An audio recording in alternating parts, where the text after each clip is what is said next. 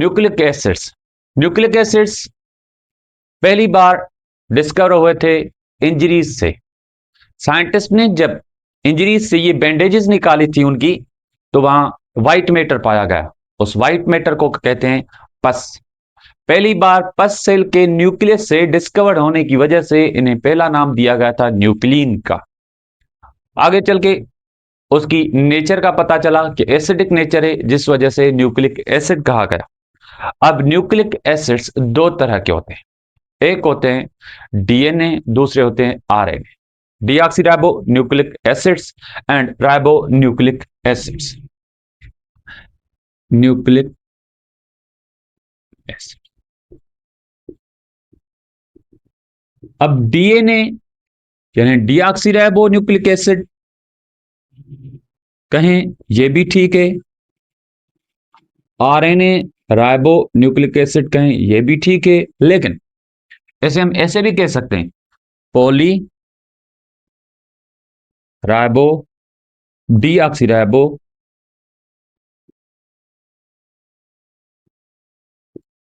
Nucleotide linked by phosphodiester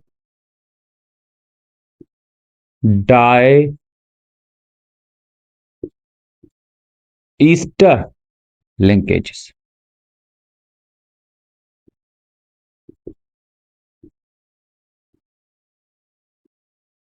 दूसरा होता है RNA, means poly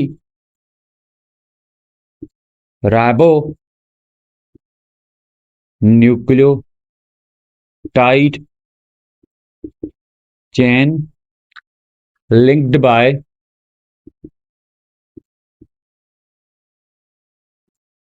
phosphodiester linkages।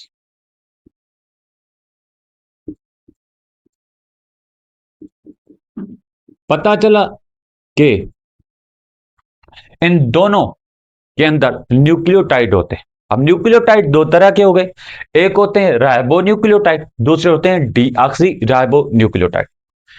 Discuss करते हैं पहले जनरल स्ट्रक्चर को। न्यूक्लियोटाइड बने हुए होते हैं दो चीजों,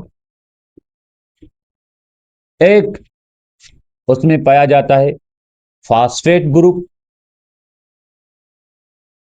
जो कि हाईली नेगेटिव होता है, और दूसरा न्यूक्लियोसाइड। अब न्यूक्लियोसाइड के अंदर भी दो कंपोनेंट होते हैं, एक पेंटोज शुगर और दूसरा नाइट्रोजीनियस बेसिस।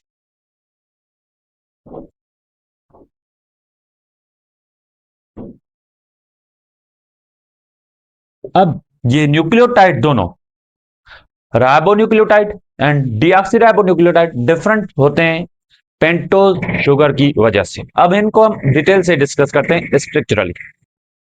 फास्फेट ग्रुप,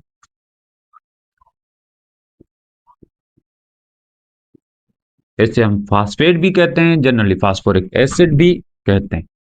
इसका फार्मूला, अगर फास्फोरिक एसिड H3PO4 या फास्फेट कहते हैं तो PO4-3। स्ट्रक्चर देखी जाए तो इसमें ये फास्फोरस का एटम है जो कि सेंट्रल एटम कहलाएगा। सेंट्रल एटम के ऊपर डबल बॉन्ड ऑक्सीजन है, ये single bond oxygen with H, single bond oxygen with H यानी हाइड्रोक्सी और हाइड्रोक्सी। बात यह है कि ऑक्सीजन की वैलेंसी दो होती है। अगर उसका एक इलेक्ट्रॉन या एक एटम निकाला जाए यहां से हाइड्रोजन का, तो यहां एक इलेक्ट्रॉन फ्री हो जाएगा, जिसकी वजह से ऑक्सीजन पे यहां चार्ज आ जाएगी नेगेटिव, तो इस पे भी चार्ज आ जाएगी नेगेटिव और नेगेटिव चार्ज, यानी फास्फेट के ऊपर 3 नेगेटिव चार्जेस आ गए टोटल फास्फेट।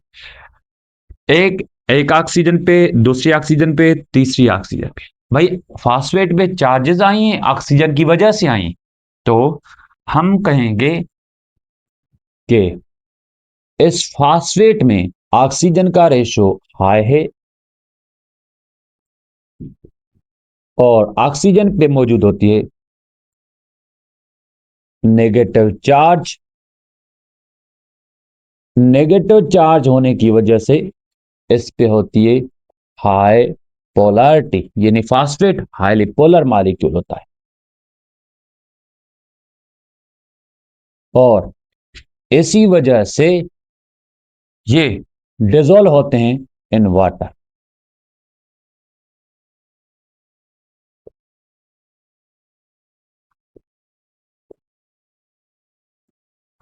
और हाई नेगेटिव टी की वजह से हिस्टोन प्रोटीन इजीली लिंक करती है किसके साथ? हाइड्रोजन सॉरी फास्फेट के साथ। तो histone protein make linkage with DNA due to negative charge of phosphate. This is very important component for attracting other enzymes and proteins during replication transcriptions. So इसी negativity की वजह से सारा DNA charged और negative charged होता है। Ribose sugar, ribose को हमने कार्बोहाइड्रेट में डिस्कस किया हुआ है, इसे हम राइबोस कहें या पेंटोज कहें क्योंकि इसमें 5 कार्बन्स होते हैं। राइबोस या पेंटोज की ओपन चेन जब रिंग चेन में आती है तो एक फ्यूरानोस रिंग बनाती है जो कि 5 मेंबर्ड रिंग होती है। तो देखते हैं इसमें ऑक्सीजन, कार्बन, कार्बन, कार्बन और कार्बन, इसमें 5 मेंबर्स हो गए। इस 5 मेंबर की वजह से इसे हम कहते हैं फ्यूरानोस रिंग जनरली।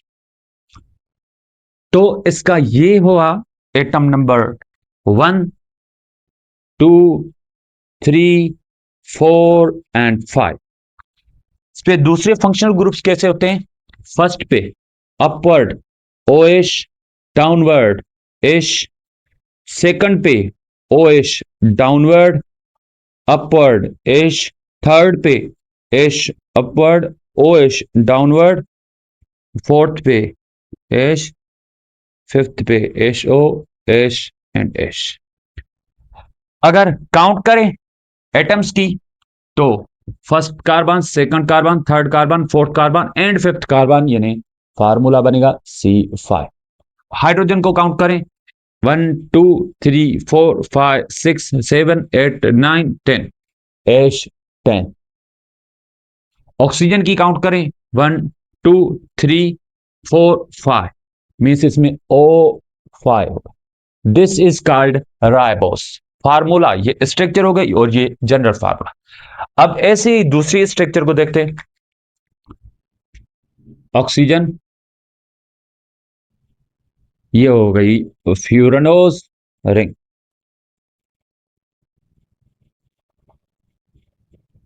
इसमें fifth atom out of ring और यहां फर्स्ट कार्बन पे first, second, third, fourth, fifth, first carbon का OH upward, H downward, H upward, H downward, H upward, OH downward, H downward, HO, H, H।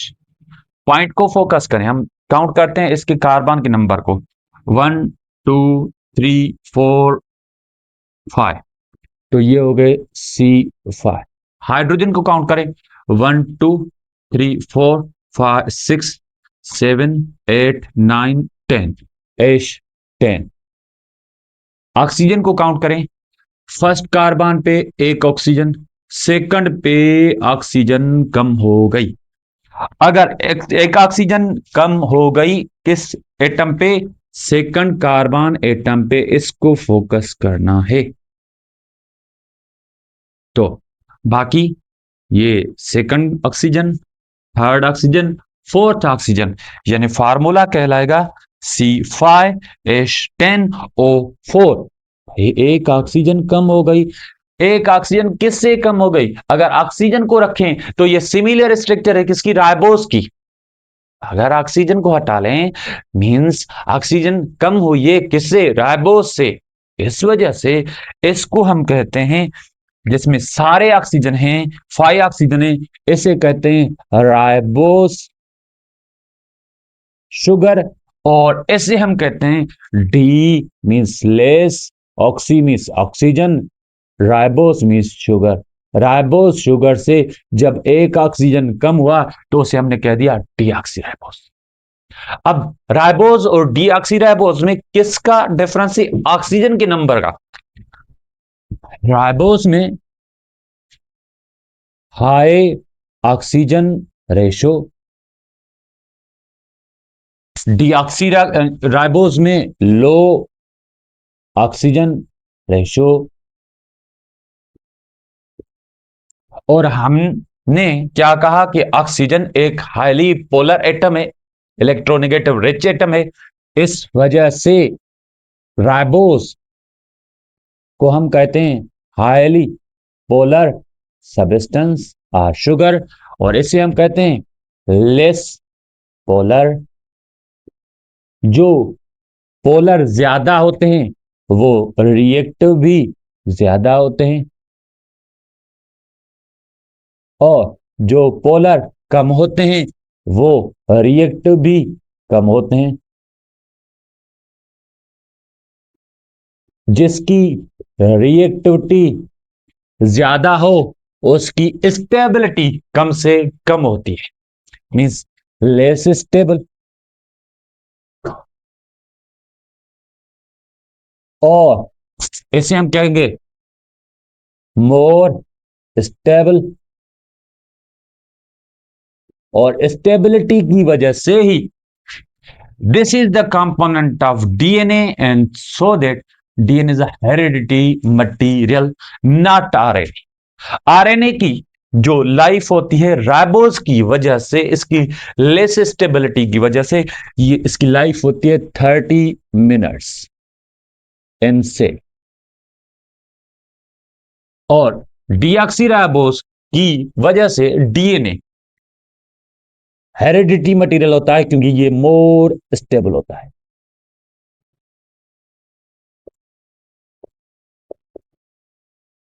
Material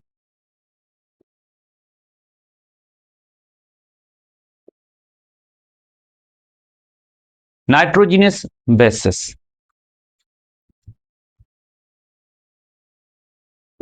यहां दो term है, एक nitrogenous है, दूसरा बेस। जब एक कंपाउंड में ज्यादा रेशो नाइट्रोजन का हो उसे नाइट्रोजीनस कहते हैं। और बेस इसलिए कहते हैं कि nitrogen can donate lone pair of electron. इस वजह से ये क्या होते हैं? बेस। और नाइट्रोजीनियस बेसिस दो तरह के होते हैं, दो तरह के होते हैं। एक होते हैं प्यूरिन्स और दूसरे पायरिमिडीन्स।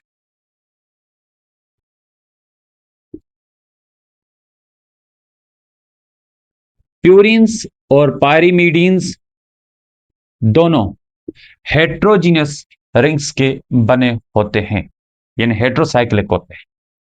अगर हेट्रोसाइक्लिक होते हैं तो purine double ringed heterocyclic compound है, और pyrimidine single ringed heterocyclic cyclic compound है। देखते हैं इसकी डबल रिंग को। Carbon, nitrogen, carbon, carbon, sorry nitrogen, carbon, carbon और ये कार्बन। ये एक सिंगल रिंग हो गई, लेकिन ये बिगर रिंग है। दूसरी इसी के साथ साइड रिंग होती है नाइट्रोजन, नाइट्रोजन, कार्बन। अब देखें इसमें नंबरिंग कैसे करते हैं। जो इसका नॉमेनक्लेचर होता है या नंबरिंग की जाती है, वो इसकी बड़ी रिंग की इस तरह से की जाएगी कि इसके साइड वाला जो अपर नाइट्रोजन है, इसको फर्स्ट एटम कंसीडर किया जाएगा।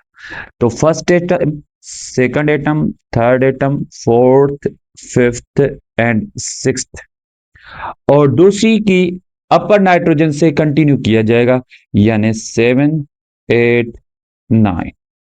अब देखें कि इसमें ये होती है एंटी क्लॉकवाइज और ये होती है इसमें क्लॉकवाइज। एक की नंबरिंग एंटी क्लॉकवाइज और दूसरी की नंबरिंग क्लॉकवाइज नंबरिंग होगी। अब यहां कार्बन की जो वैलेंसी होती है 4 होती है। इस वजह से कार्बन और नाइट्रोजन पे जब डबल बॉन्ड होगा तो दोनों की वैलेंसी कंप्लीट। बाकी और भी इलेक्ट्रॉन फ्री होने की वजह से इस पे होगा हाइड्रोजन, इस पे हो जाएगा डबल बॉन्ड, और ये हाइड्रोजन, इस पे डबल बॉन्ड, और इस पे फिर से डबल बॉन्ड। तो ये हो गई स्ट्रक्चर ऑफ एक प्यूरिन। तो प्यूरिन में कितने रिंग्स हो गए? 2 रिंग्स पाए गए, एक बिगर रिंग, एक स्मॉलर रिंग। दोनों के एटम्स को काउंट करें तो इन 2 रिंग्स के अंदर टोटल 9 एटम्स होते हैं। 9 में से 5 कार्बन और 4 नाइट्रोजन होते हैं। अब देखते हैं पायरीमीडीन को। पायरीमीडीन सिंगल रिंग्ड होती है। Nitrogen, carbon, nitrogen, carbon, carbon, ये डबल बॉन्ड, डबल बॉन्ड और डबल बॉन्ड। नॉमेनक्लेचर को देखें तो इसका बॉटम वाला नाइट्रोजन, यानी फर्स्ट नाइट्रोजन जो एटम होता है बॉटम वाला, ये फर्स्ट एटम कहलाएगा। Second, third, fourth, fifth and sixth. तो इसमें जो इसकी हम करेंगे नॉमेनक्लेचर, वो होती है इसकी एंटी क्लॉकवाइज।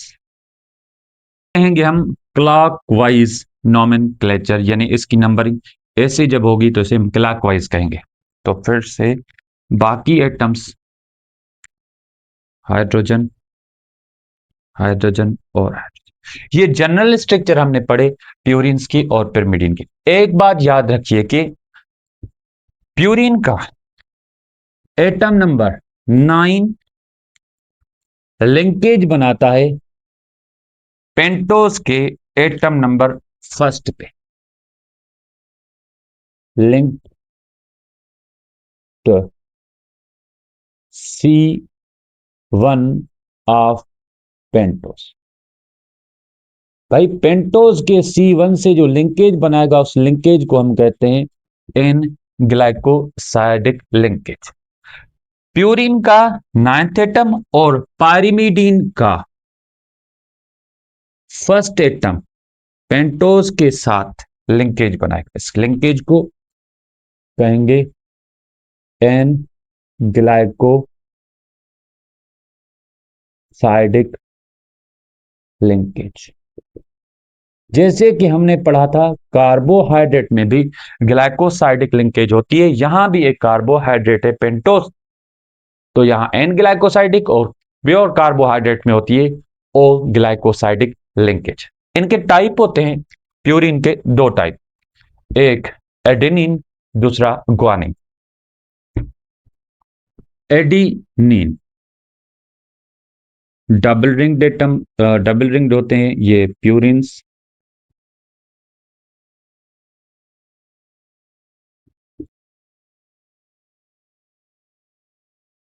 एक रिंग हो गए। ऐसे ही हम दूसरी रिंग बनाते हैं जिनको हम डिफरेंस करते हैं कि किस लिहाज से ये डिफरेंट होते हैं, दोनों एडेनिन और ग्वानिन।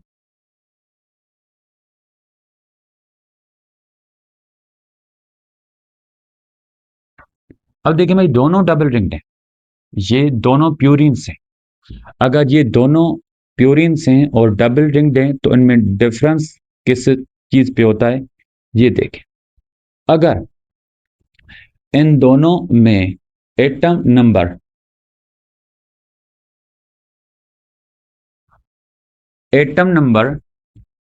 6 पे अमाइनो ग्रुप हो, उसे हम कहते हैं एडेनिन।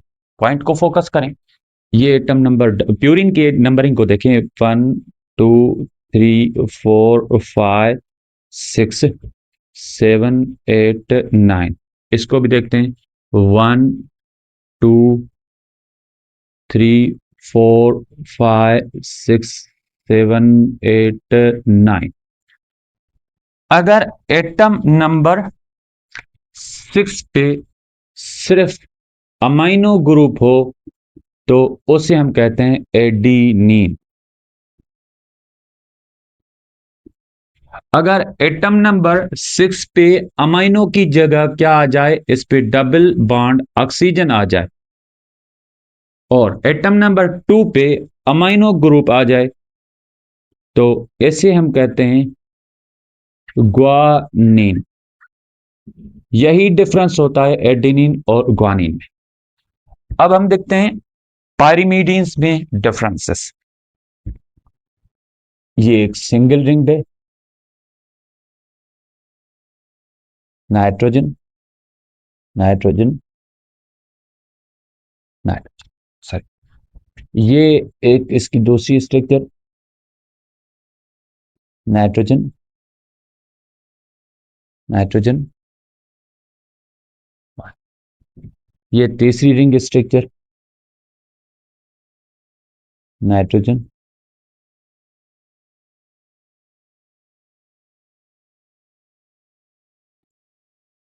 अब तीनों स्ट्रक्चर्स सिमिलर हैं, लेकिन तीनों में एक फंक्शनल ग्रुप भी सिमिलर है। जैसे कि हम बात करें इसका, ये एटम नंबर हुआ first, second, third, fourth, 5, 6। First, second, third, fourth, fifth and sixth. First, second, third, fourth, fifth and sixth. Functional group atom number 2 पे सिमिलर होता है तीनों रिंग्स में। यहां double bond oxygen, double bond oxygen, double bond oxygen, तीनों में एक ही similarity है। अगर हम बात करें कि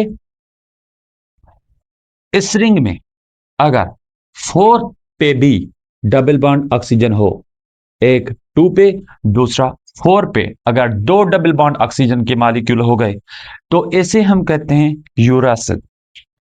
this molecule is called uracil. लेकिन अगर यही सिमिलरिटी की बात की जाए, 4 पे भी डबल बॉन्ड ऑक्सीजन हो, लेकिन स्पेशलिटी क्या है कि 4 के बाद 5th पे मिथाइल ग्रुप हो, तो इसे हम कहते हैं थायमीन। तो थायमीन और यूरासिल में जस्ट मिथाइल का फर्क है। अगर मिथाइल 5 एटम पे ना हो उसे थायमीन कहेंगे, अगर हो सॉरी मिथाइल हो तो उसे हम कहेंगे थायमीन, अगर ना हो तो उसे हम कहेंगे यूरासिल। और यूरासिल पाए जाते हैं सिर्फ और सिर्फ आरएनए में, और थायमीन पाए जाते हैं सिर्फ और सिर्फ डीएनए में। तो डीएनए में यूरासिल नहीं होगा, आरएनए में थायमीन नहीं होगा। अब इस स्ट्रक्चर को देखें, इसके 4th नंबर एटम पे डबल बॉन्ड ऑक्सीजन नहीं होगा, क्या होगा, अमीनो ग्रुप होगा। और इस मॉलिक्यूल को कहते हैं साइटोसिन।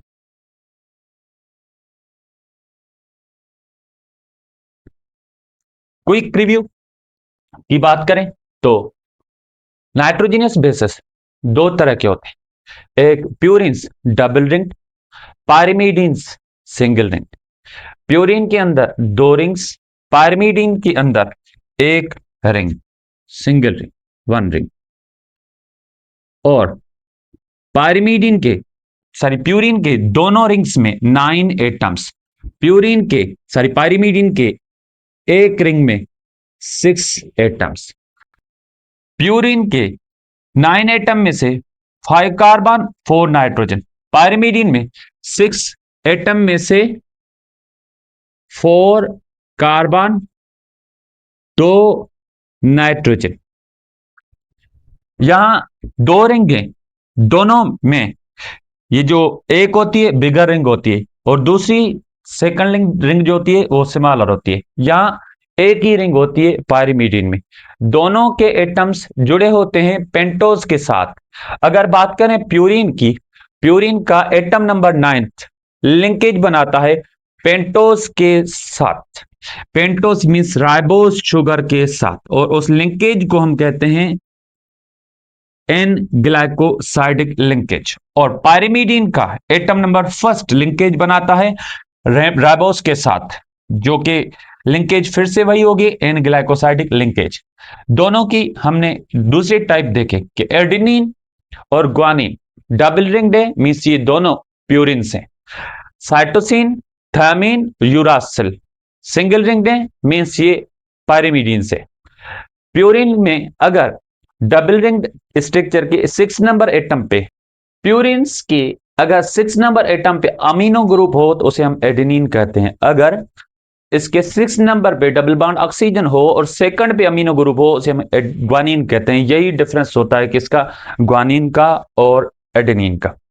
अगर बात करें साइटोसिन, थायमिन और यूरासिल, अगर कॉमन पॉइंट की बात करें तो तीनों पे एक फंक्शनल ग्रुप होता है ऑक्सीजन सेकंड नंबर एटम पे। This is the common point for all pyrimidines.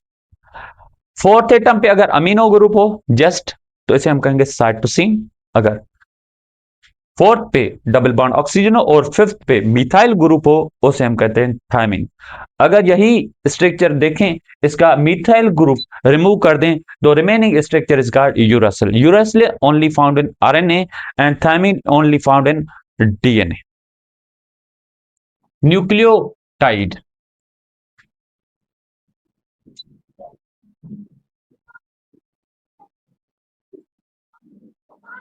ये एक राइबोस शुगर है।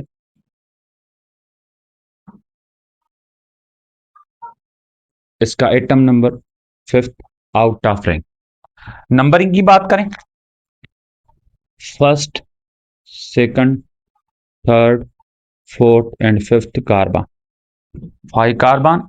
और इसके एटम नंबर फर्स्ट पे अपवर्ड ओएच, डाउनवर्ड एश। अगर सेकंड पे बात करें, अगर यहां अपवर्ड एश हो और डाउनवर्ड भी एश हो, डाउनवर्ड ओ एच ना हो, तो इसे हम कहते हैं डी ऑक्सीराइबोस शुगर। थर्ड पे H upward, O H downward. Fourth पे एश, फिफ्थ पे एश, ओ एश और एश। यहां हम बात करें कि इसके एटम नंबर फर्स्ट पे ज्वाइंट होता है किसका भाई, नाइट्रोजन बेस का। ये नाइट्रोजन बेस रिंग होती है। जैसे कि ये एक प्यूरिन रिंग हम बनाते हैं। प्यूरिन रिंग क्या होते हैं, डबल रिंग्ड होते हैं। और पायरिमिडीन्स सिंगल होते हैं, लेकिन हमने ये प्यूरिन बनाए। तो कहा था हमने कि प्यूरिन के एटम नंबर 9 की लिंकेज बनती है राइबोस के एटम नंबर फर्स्ट के साथ। तो यहां से हाइड्रोजन और यहां से ओएच दोनों निकलेंगे, तो यहां लिंकेज बन जाएगी। This linkage is called N glycosidic linkage, N glycosidic.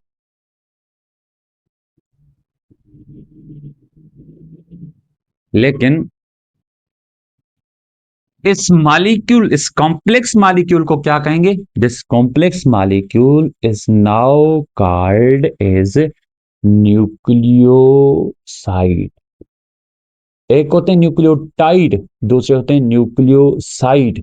ये होते आते हैं न्यूक्लियोसाइड, मीन्स इसमें फास्फेट नहीं है। अगर हम बात करें इसके एटम नंबर 5 के साथ, यहां फास्फेट को जोड़ दें, double bond oxygen oxygen HO, तो यहां निकलेगा वाटर का मॉलिक्यूल। यहां से जब वाटर का मॉलिक्यूल यहां से निकलेगा तो क्या बच जाएगा? ऑक्सीजन। और इस लिंकेज को हम कहेंगे फास्फो ईस्टर लिंकेज। एक फास्फेट और एक पेंटोज के बीच में इस लिंकेज का नाम फास्फो ईस्टर हो गया। Phospho Easter. अब ये एक बन गया कंप्लीट न्यूक्लियोटाइड, मींस न्यूक्लियोसाइड के साथ हमने जस्ट फास्फेट रखा तो न्यूक्लियोटाइड बन गया। इस वजह से इसका नाम होगा न्यूक्लियोसाइड मोनोफास्फेट, और जनरली हम इसे न्यूक्लियोटाइड भी कहते हैं।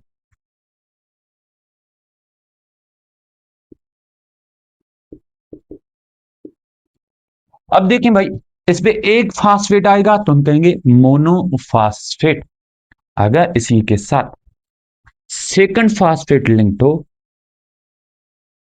तो ये बन जाएगा डाइफास्फेट।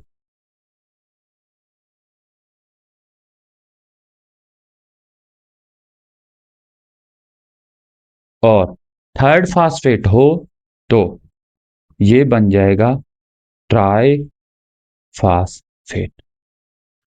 पॉइंट को फोकस करेंगे, फास्फेट और फास्फेट के बीच में जो लिंकेज बनेगी, this linkage is called phospho anhydride. It is not phosphodiester or phosphoester, it is phosphoanhydride linkage। अब जो फास्फेट का मॉलिक्यूल क्लोज होगा पेंटोज के, वो स्ट्रांगली क्लोज होगा और स्ट्रांगली अटैच्ड होगा। लेकिन जैसे जैसे हम दूर जाएंगे तो इसमें ऑक्सीजन की रेशियो ज्यादा होने की वजह से इन दो मॉलिक्यूल के बीच में ज्यादा रिपल्शन होगी। दोनों मॉलिक्यूल्स के बीच में ज्यादा रिपल्शन पाई जाती है। रिपल्शन क्योंकि इसमें नेगेटिविटी ज्यादा होती है, ऑक्सीजन के एटम्स एक जैसे ज्यादा है। इसी वजह से ये जो लास्ट बॉन्ड होता है फास्फोएनहाइड्राइड लिंकेज, इसको ब्रेक करना इजी होता है और इससे ह्यूज अमाउंट ऑफ एनर्जी मिलती है। ये एक नाइट्रोजन बेस है, पेंटोस और 3 फास्फेट, जब ये जुड़ेंगे तो ये न्यूक्लियोटाइड ट्राइफास्फेट बन जाएगा। जैसे कि हम बात करें एक पेंटोस और नाइट्रोजन बेस के बीच में लिंकेज होती है एन ग्लाइकोसाइडिक लिंकेज, तो इन सारे में क्या होगी? N glycosidic linkage. ठीक। उसके बाद अगर इनके टाइप्स को देखें, ये कौन सा न्यूक्लियोटाइड बनेगा, ये कौन सा, ये कौन सा, ये कौन सा, तो ये डिपेंड होता है इसके फंक्शनल ग्रुप पे। जैसे कि अगर ये प्यूरिन रिंग है, इस प्यूरिन रिंग के एटम नंबर 6 पे अमीनो ग्रुप हो तो ये बन जाएगा एडिनिन। और इस के इस कंपोनेंट तक इसे हम कहेंगे एडिनोसिन।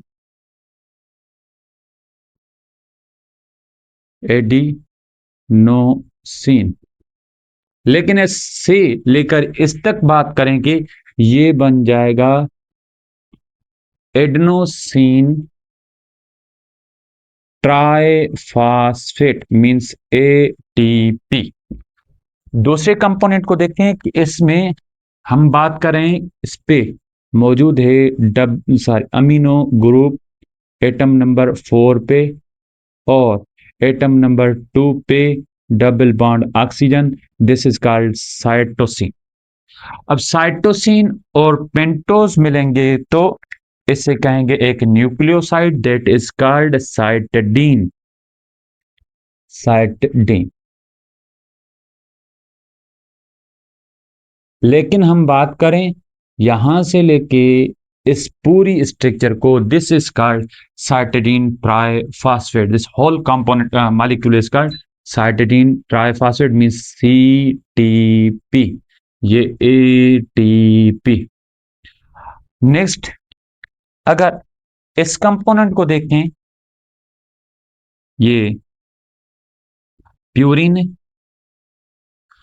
इस प्यूरिन के एटम नंबर 6 पे डबल बॉन्ड ऑक्सीजन हो और सेकंड पे अमीनो ग्रुप हो तो इस प्यूरिन को हम कहेंगे ग्वानिन, और यहां तक हम कहेंगे ग्वानोसिन। ग्वानोसिन।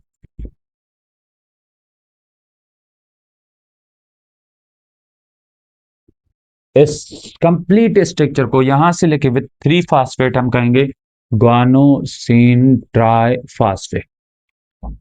लास्ट, अगर इसमें हम देखें तो इसमें एटम नंबर 4 पे भी डबल बॉन्ड, एटम नंबर 2 पे double bond oxygen, atom number 4 पे 2 पे डबल बॉन्ड और 4 पे डबल बॉन्ड, और फिफ्थ पे अगर मिथाइल ग्रुप हो तो इसे हम कहते हैं थायामीन।